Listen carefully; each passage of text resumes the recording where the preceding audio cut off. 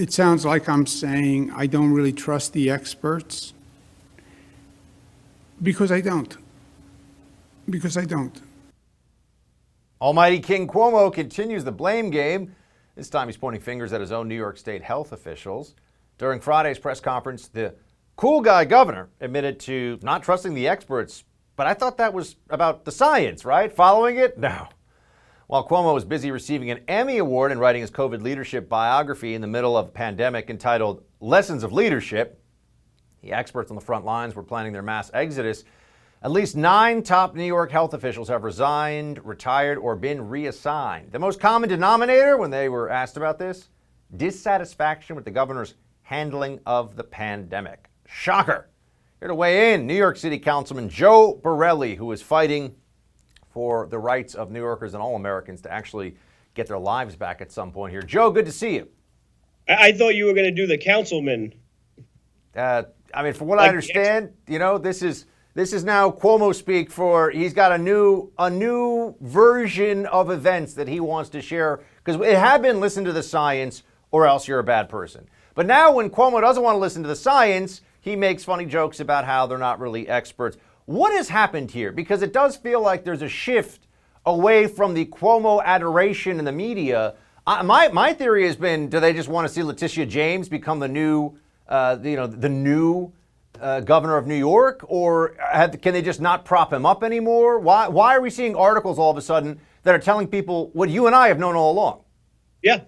Well, look, the floodgates definitely opened, and when the pendulum comes back, it comes back hard, especially when the media unnecessarily, propped this guy up for so long. I mean, the media propped this guy up because they were so blinded by, the anti-Trump notion that they govern their editorial rooms with, that they were just so happy to see someone who seemingly had a situation under control. Now, anyone in New York knew that was fundamentally not true. Anyone in New York knew that people were dying at a higher rate.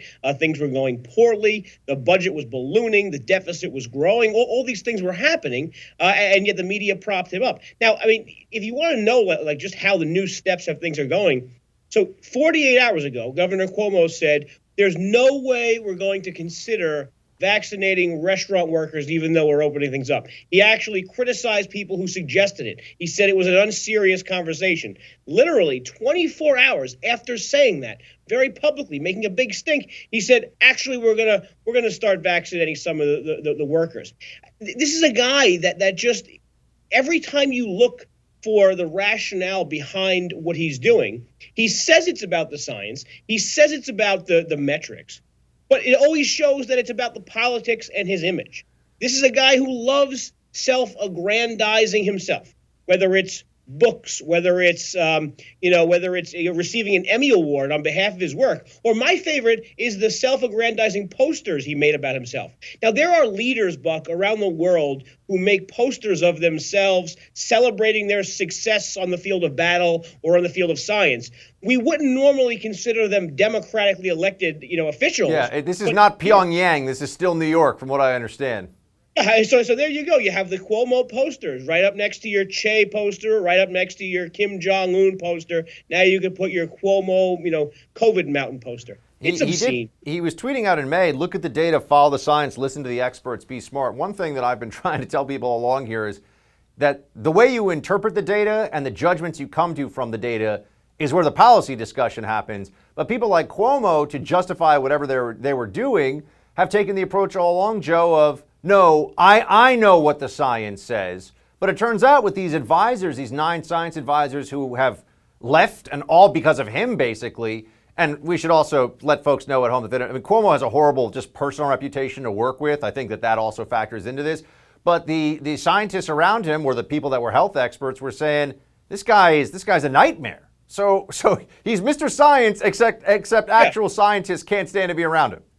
And he was called out by the New York Times in a story yesterday as well. I mean, so he picked the highest date of positivity rate and the lowest date of positivity rate to try to falsely say that the rate of COVID infections has gone down, and that's why we're opening New York City restaurants. But if you actually expanded that list to the 7-day averages, you would see the chart he should have been showing says exactly the opposite. And that New York City, which I'm glad they're opening, but they're opening restaurants when we're doing far worse than when we actually close them, which is an insane thing to say if you're also trying to argue the case that you're the person who has data behind them, you're the person who has the metrics behind them. And this is really important because one of the ways that we weren't able to have what I would call an adult conversation, this is true across the country, New York has become a microcosm of this, but it's true in a lot of places, was that anytime you brought up the need to open, even if there could be some additional risk, we all understand there's risk in life, but the need to reopen so that you don't destroy entire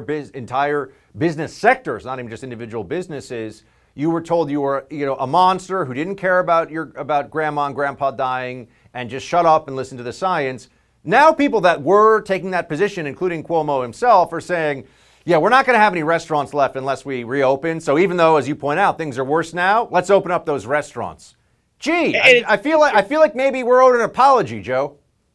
Not only are we owed an apology, but it's crazy to see some of the reporters who are paid to cover him actually try to vouch for the crazy stuff he's been saying. And look, he's been wrong on this idea of reopening for so long. Whether it's comparing New York to Florida, obviously Florida stayed open. There's a steeper decline in cases right now in Florida than there is in New York, and we haven't opened the restaurants yet. My favorite example, though, is Arizona. Arizona was chastised for being a state of baby killers. But if you look at Southern California, right next door, where they have literally locked down everything, had stay-at-home orders, the rate in California, Southern California at least, was higher than Arizona. So this has never made sense from the beginning. And whereas the governor would have gotten a lot of leeway, a lot of gray area, a lot of passes in the beginning, in March and in April for being too strong and locking things down, when you realize this wasn't working one bit and you were bankrupting the state, selling off future generations of New Yorkers, making current New Yorkers want to leave, maybe it was time to really focus on reopening. Do we have any real sense of how many now over the last 12 months have left New York for warmer, redder places?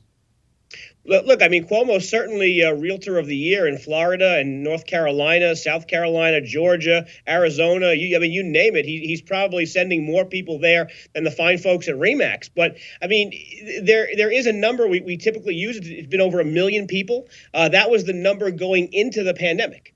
Going into the pandemic, in his 10-year tenure, 1 million people more have left the state for other states in the United States than people have let in. Now we know, just from the data from van line companies and things like that, and we'll see the numbers actually very soon from the census, but more people have left this year than even in years past. It's palatable where I live. It's palatable, Buck, where you live. And we're seeing it in the street where New York City begins to look like a ghost town. No, it's definitely palpable in my neighborhood. The streets are empty in Midtown, and they're giving away 3 months rent in New York, which, as you know, if you're renting, this is like unheard of before. Certainly going all the way back to the aftermath of 9/11, you haven't had anything like this in the city before. Are we approaching a reopen that's durable in a place like? I know we're focusing a lot on this, and people watch us from all over the country, but as New York goes, California, Michigan, Illinois, these other blue states are gonna trend in that same direction. Do you think that the politicians that have been making these decisions realize that we really have to reopen and it has to be for real this time? Yeah, I think Governor Cuomo is actually now being led by some of the smaller Democratic governors. Right across the river from me and you in New Jersey, Governor Murphy, who's been a bit more aggressive on reopening than Cuomo, announced that restaurants are going to not have any more curfew, 10 o'clock curfew. I got kicked out of a restaurant in Jersey, by the way, this weekend at 9:59. I couldn't even finish my salmon, but there was a very strict curfew. Governor Murphy has eliminated that. He's upping the capacity at restaurants around Super Bowl Sunday. So right now, it's just, again, where, Murphy and others are a step ahead. You go to Connecticut, you go to Pennsylvania, you go down to Maryland. Any state in this region seems to be doing a much better job, a much more aggressive job than Governor Cuomo. And he's losing that money. Like I said, the Borelli family and our pals, we rented a van. We drove across the bridge. We still had a wonderful night. We're still going out. We're still living our life. We're just not doing it in any of our restaurants here on Staten Island. COVID is something we got to continue to struggle to get past, my friend. Hopefully we've learned some lessons here. Joe Borelli, good to see you, man. Thanks for joining.